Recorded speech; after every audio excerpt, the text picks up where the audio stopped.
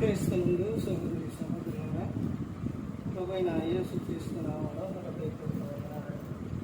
ముందుగా ఇంత మంచి సమయాన్ని ఇచ్చిన తండ్రైన దేవునికి ప్రభువైన క్రీస్తు ద్వారా కృతజ్ఞత స్తుతులు చెల్లిస్తున్నానండి. బాగున్నారండి. వాక్యం చదువుకొని ప్రార్థన చేసుకున్న తర్వాత పాఠంలోనికి వెళదామండి.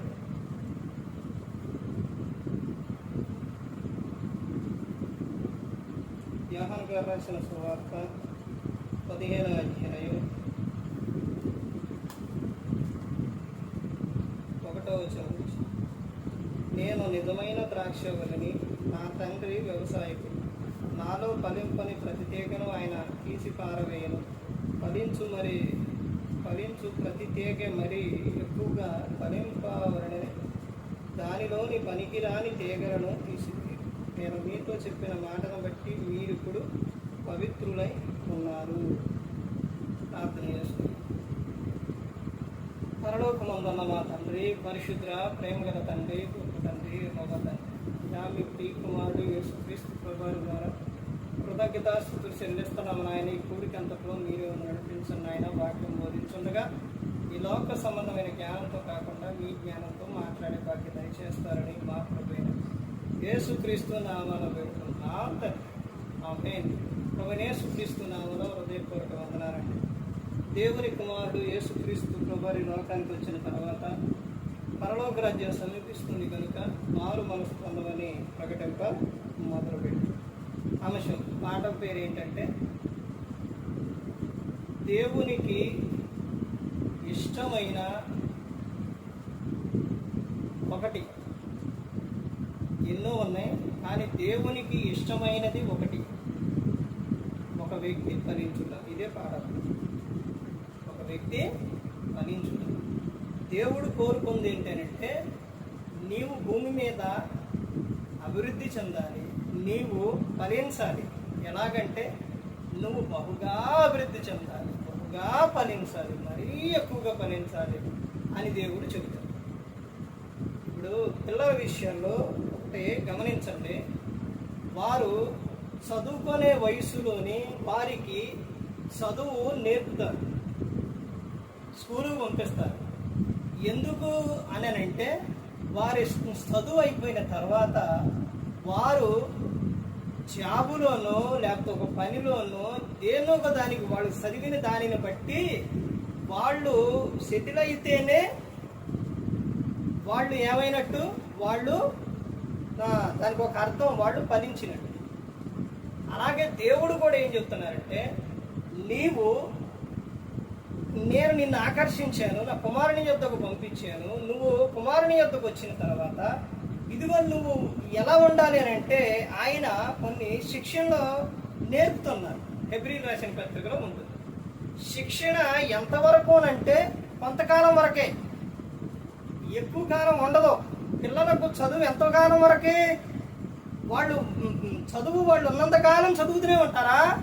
చదవరండి. కొంతకాలం వరకే చదువు, తర్వాత జాబు, అభివృద్ధి. తర్వాత దేవుడు చెబుతున్న విషయం కూడా అంతేనండి. ఇదిగో నువ్వు క్రీస్తు యొద్దకు వచ్చిన తర్వాత ఇదిగో నువ్వు ఎలా ఉండాలో నీకు నేను నేర్పాను. నేర్పిన తర్వాత ఆ తర్వాత నువ్వేమవ్వాలి? ఫలించాలి. ఆయన దగ్గరకు యేసుక్రీస్తు ప్రభువారు ఏమని చెప్తున్నారు? నా యొద్దకు వచ్చి మీరు నేర్చుకోండి. ఆయన యొద్దకు వచ్చి నేర్చుకున్నారు. ఏమండి, ఇక్కడ కూడికలోని ఎన్ని మెసేజ్ చెప్పుకుంటారు అంటే నాకు గొప్పతనం ఏమి లేదండి. దేవుడు ఎన్ని వాక్యాలు చెప్పించారండి. ఇక్కడ ఎన్ని సంవత్సరాలు బట్టి ఎన్ని వాక్యాలు చెప్పిస్తున్నారు. ఎంత మార్పు అనేది వచ్చింది, ఎంతగా నువ్వు ఫలించావు, ఎంతగా నువ్వు తెలుసుకున్నావు. వేలు మెసేజ్లు అవుతున్నాయి కానీ నీలో మార్పు అనేది వచ్చిందా? నీలో ఫలింపు అనేది వచ్చిందా? దేవుడు కోరుకునేది. నా సేవకుని నేను పంపిస్తున్నాను, నా సేవకుని ద్వారా నేనే మాట్లాడేది, ఆయనదేమీ లేదు. ఆయన నిలబడి అలా నిలబడతారంటే మాట్లాడేది ఎవరు? నేనే మాట్లాడేది. అక్కడ ఏది అవసరమో అది నేనే మాట్లాడేది. ఎవరు ఎవరు చెప్తున్నారు? దేవుడు. శిష్యులతో ఏమని చెప్పారండి యేసుక్రీస్తు ప్రభువారు?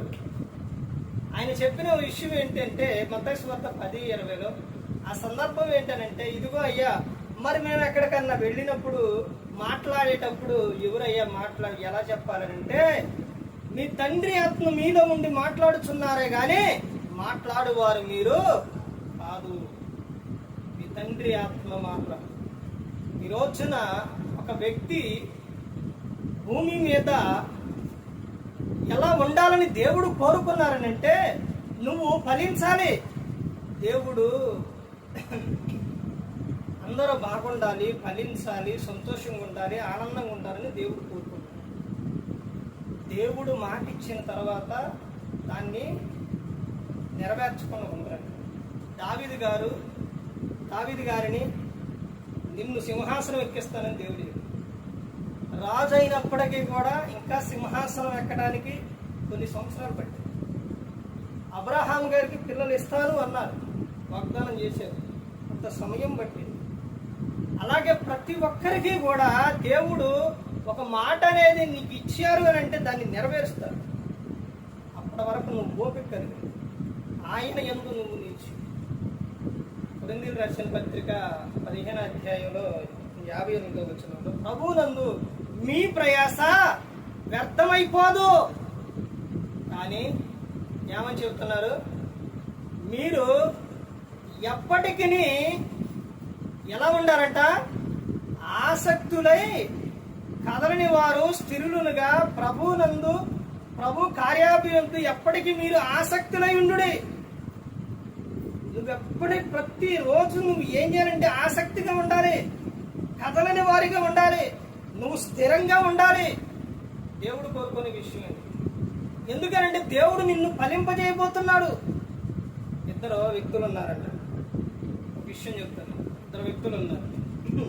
భూమిలోని ఇక్కడ పలానా చాట ఒక గని ఉంది అని తెలిసిందాడు. ఒక ఆయన ఇటు నుంచి తవ్వుకొస్తుండో, ఒక ఆయన ఇటు నుంచి తవ్వుకొస్తుండో. తవ్వుకొచ్చేటప్పుడు ఇటున్న ఆయనేమో తవ్వి తవ్వి తవ్వి తవ్వి ఇక ఎంతో లేదు, ఇంతే ఉంది గ్యాప్, ఎంత నుంచి ఎంత తవ్వితే గనే. ఇక ఏమైపోయిండు, ఇది ఆడొచ్చింది, ఇది ఎక్కడ ఉంది అని వెళ్ళిపోయాడు. ఇదే ఉన్న ఆయన ఓపిక కలిగి వచ్చింది, ఎంత దూరం వచ్చాను కదా, వచ్చింది, దొరికిద్ది అని తవ్విండు. కానీ అలాగే దేవుని యందు ఈ రోజున మనుషులు ఏం చేస్తున్నారనంటే, ఆ ప్రార్థన చేస్తే దేవుడు ఎక్కడ ఏది కలుగు చేస్తాడో, దేవుడు ఏమి ఇస్తుండో. నేను ప్రార్థన చేస్తాను, నా భార్య ఎక్కడ మారుతుంది? నేను ప్రార్థన చేస్తాను, నా భర్త ఎక్కడ మారుతుండో? నేను ప్రార్థన చేస్తాను, నా పిల్లలు ఎక్కడ మారుతున్నారు? నేను ప్రార్థన చేస్తాను, నా కుటుంబం ఎక్కడ మారుతుంది అని ఒకసారి 2 సార్లు చేసి వదిలేస్తున్నారు. బైబిల్ గ్రంథంలో చెబుతున్న విషయం ఏంటంటే, నిత్యం ప్రార్థన చేయాలి, విసుగుకు ప్రార్థన చేయాలి, కోజాడుతూ ప్రార్థన చేయాలి. ఒక ఇద్దరు స్నేహితులు ఉన్నారండి. ఈ విషయం చూడండి, నేను చూస్తాను. ఇద్దరు స్నేహితులు ఉన్నారు. వారిద్దరు బైబిల్ గ్రంథంలోనే ఉన్నారు. వారిద్దరు కూడా అయితే ఒక ఆయనకి ఏమవుతుందంటే ఆకలి అవుతుంది. ఒక స్నేహితునికి ఇద్దరిలో ఒకరికి ఆకలి అవుతుంది. ఒక ఆయన ఏం చేశాడంటే ఇంకొక ఆయన దగ్గరికి వెళ్ళి అతని దగ్గరికి వెళ్ళి మా ఫ్రెండ్కి మరి ఇలా ఆకలి అవుతుంది, ఆమె ఉంటే పెట్టమని అంటే అతడు కొంచెం సేపు ఆగు అని అంటాడు. కాదు ఆకలి అవుతుంది, కొంచెం ఉంటే పెట్టు అని అంటే ఆగానని చెప్తాను. ఆగంటే అప్పుడు అక్కడ సందర్భం అతను మాటికి ఎలా అడుగుతున్నట, మాటికి అతను ఏం చేస్తున్నాడు, సిగ్గుమాలి అడుగుతూనే ఉన్నాడట. మాటికి సిగ్గుమాలి అడుగుతూనే ఉన్నాడు. అప్పుడు అతను లేచి ఏం చేశాడు, ఇచ్చాడు. అలాగే దేవుని విషయంలో మాటికి నువ్వేం చేయాలి, అడుగుతూనే ఉండాలి. ఎందుకనంటే దేవుడు నిన్ను ఫలింపజేయబోతుంది, నువ్వు బహుగా ఫలించాలని ఆయన కోరుకున్నాడు. దేవుడు నిన్ను ఆశీర్వదింపబోతుండో. దేవుడు కోరుకునే ఒక విషయం ఏంటనంటే, నువ్వు బహుగా ఫలించాలి. మొత్తం చదవండి, ఫలింపు గురించి ఒకటి. ఈ లోకంలో ప్రేమ కానీ లేకపోతే ఒక ఏదైనప్పటికీ కూడా మనుషుల పట్ల కానీ ప్రేమే చూపించాలని చెప్తాను. నా ప్రేమ యందు నిలిచి ఉండు. మొత్తం ప్రేమ గురించి ఉంటుంది. యోహాను గారు రాసిన సువార్త కానీ పత్రికలు కానీ ప్రకటన గ్రంథం కానీ చదవండి, ఎక్కువగా ప్రేమే కనపడుతుంది. ప్రేమ, దేవుని ప్రేమ, దేవుడు ప్రేమాస్వరూపియుడని యోహాను గారు చెప్తారు. ప్రేమ లేనివాడు దేవుడిని చూడలేడని చెప్తున్నారు. మొత్తం కూడా తండ్రి ప్రేమ, కుమారుని ప్రేమ, సహోదరుని ప్రేమ, ఏ ప్రేమ ప్రేమ అని ఎక్కువగా యోహాను గారే చూపిస్తారు. తర్వాత వాళ్ళు అందరూ చెప్పారులే కానీ ఎక్కువ కనపడుతుంది. ఇక్కడ ఈ అధ్యాయం మొత్తం కూడా ఏం కనపడుతుందనంటే ప్రేమ కనపడుతుంది, ఫలించుట కనపడుతుంది. నువ్వు బహుగా నువ్వేవాలి, భూమి మీద నువ్వు ఫలించాలి. నువ్వు చేసే సేవిష్యంలో కానీ, నువ్వు వృత్తిలో కానీ, లేకపోతే జీవనోపాధి కోసం నువ్వు చేసే పని కానీ, ప్రతి ఒక్క దాంట్లో కూడా నువ్వు క్రీస్తునందు ఉండి నువ్వేమవ్వాలి, ఫలించాలి. అలా మీరు బహుగా ఫలించడం వలన నా తండ్రి మహిమపరచబడును, మీరు నా శిష్యులు. అలా ఫలించాలి అన్నా కానీ అది ఎవరి యందు ఫలించాలి ఈ అధ్యాయంలోనే చెప్తున్నారు. ఏమని చెప్తున్నారంటే చూడండి, 11వ వచనం 10వ వచనంలో, నేను నా తండ్రి ఆజ్ఞలు గైకొని ఆయన ప్రేమ యందు నిలిచి ఉన్న ప్రకారం మీరును నా ఆజ్ఞలు గైకొని ఎడల నా ప్రేమ యందు నిలిచి ఉందురు. మీ యందు నా సంతోషం ఉండవలననియు మీ సంతోషం పరిపూర్ణం కావాలననియు ఈ సంగతులు మీతో చెప్పుచున్నాను. నేను మిమ్మును ప్రేమించిన ప్రకారం మీరు ఒకరినొకడు ప్రేమింపవలననియే నా ఆజ్ఞ. ఆయన ఆజ్ఞ ఏంటి? ఒకరికొకడు ప్రేమించుటయే ఆజ్ఞ. దేవుడు యేసుక్రీస్తు ప్రభువారు 10 ఆజ్ఞలు 2 ఆజ్ఞలు చెప్పారనంటే, ఒకటి నీ దేవుడైన ప్రభువును పూర్ణ హృదయంతో, పూర్ణ ఆత్మతో, పూర్ణ శక్తితో, పూర్ణ బలముతో నీ దేవుడైన ప్రభువును సేవించాలి. రెండోది ఏంటంటే నిన్ను వలె నీ పొరుగు వారిని ప్రేమించాలి. నాకు వీళ్ళు పడదండి, నాకు వీళ్ళంటే ఇష్టం ఉండదండి, నేను వారితో మాట్లాడనండి అంటే పరలోకం ఎలా చేరుతావు? ఒక్కొక్క సందర్భాల్లో ఎందుకు దేవుడు మౌనంగా ఉండమని చెప్పారంటే, మౌనంగా వాళ్ళతో మౌనంగా అంటే వాళ్ళ మాటల ద్వారా నీకు ఒక బాధ కలగొచ్చు, లేకపోతే నేను లోకంలో కలిపే విధంగా ఉంటాయి. కాబట్టి వాళ్ళ దగ్గర కొంతసేపు నువ్వు అంత మౌనంగా ఉండమని చెప్పారు, కానీ అసలు పిలవకుండా ఉండమని కాదు, మాట్లాడకుండా ఉండమని కాదు. అర్థమవుతుందండి? ఒక సందర్భంలో వాళ్ళ నుంచి దేవుడు నిన్ను దూరం చేస్తున్నారంటే వారి మీద పగతోనో ద్వేషంతోనో కాదు, వారి వలన నీకు ప్రమాదం ఉంది కాబట్టి నీ భక్తి వారి ద్వారా పోయిద్దేమని విషయాన్ని బట్టి దేవుడు నిన్ను ఏం చేస్తాడు? దూరం చేస్తాడు. అంతేగాని అంత మాత్రాన వారి మీద ప్రేమ లేదని దేవుడు వాళ్ళని ప్రేమించొద్దని చెప్పట్లేదండి. అర్థమైందండి? నీ కారణాల వల్ల ఏంటంటే నువ్వు దేవుని విషయాలు నువ్వేమవ్వాలంటే నువ్వు గొప్పగా ఫలించాలి. కాబట్టి ఇదిగో కొంతమంది వ్యక్తులకు నువ్వేమవ్వాలి, వారి మాటలకు కానీ వారి దగ్గరకు కానీ వాటన్నిటికీ నువ్వు దూరంగా ఉంటేనే నువ్వు ఫలిస్తావు. అంత మాత్రాన దేవుడు వారి మీద పగబెట్టుకొని వాళ్ళు విడిచిపెట్టమని దేవుడు చెప్పట్లేదండి, గ్రంథం కూడా చెప్పట్లా. ఏమని చెబుతున్నారనంటే నువ్వు భూమి మీద బహుగా ఫలించాలి. ఆ ఫలించడంలోనే నువ్వు ఏం చేయాలంటే ప్రేమ చూపించాలి. ప్రేమే జయిస్తుందండి. అన్నిటిలో గొప్పది ఏంటంటే ప్రేమే. అందుకని ప్రతి ఒక్కరు గమనించుకోవాలి, ప్రతి ఒక్కరు కూడా తెలుసుకోవాలి. ఏ ఒక్కరు కూడా నశించి నరకానికి వెళ్ళిపోకూడదని యేసుక్రీస్తు ప్రభువు ఈ లోకానికి వచ్చి మనందరి కోసం సిలువలో తన ప్రాణాన్ని పెట్టియాలి. మరి ఈ విధంగా నిలబెట్టి మాట్లాడిచ్చిన తండ్రి దేవునికి కృతజ్ఞతాస్తుతులు చెల్లిస్తూ ఇంతవరకు శ్రద్ధగా ఉన్న మీకు ప్రభు పెట్టిన హృదయపూర్వకంగా చెల్లిస్తూ మాటలు ముగిస్తున్న అందరికీ